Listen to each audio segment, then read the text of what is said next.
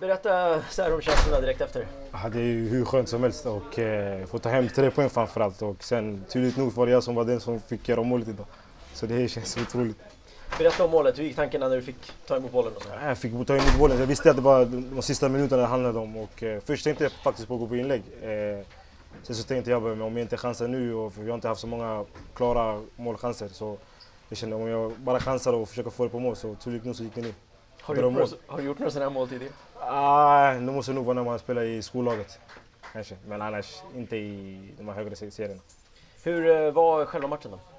Det var en tight match faktiskt och väldigt varm att spela. Och som vi sa, vi vet att om vi bara får ett läge, solklart läge, så kan vi ta hem 3 poäng. Liksom. Så i slutändan handlar det om vem som vinner matchen.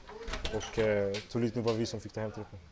Vad sa ni till varandra under de sista 15-20 när ändå klockan började ticka? Nej, det handlar om bara att fortsätta på och tro på det vi är bra på och försöka hålla i bollen och försöka löpa bakom deras backlinje. Och det var nog bara det vi snackade om, peppa varandra bara. Och försöka hålla tätt bak också.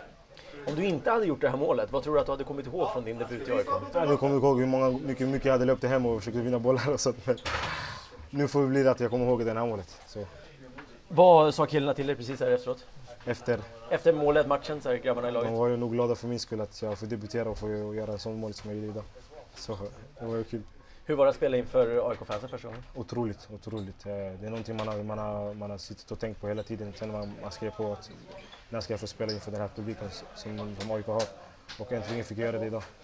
Hur var känslan när du gick ut då på precis inmarschen och du såg liksom att AIK-märket var på bröstet? Den är speciell. Så man måste tänka att man representerar Sveriges största klubb. Och den är speciell att få chansen att få komma vara med i startelvan och marschera in med grabbarna. Så det är otroligt skönt.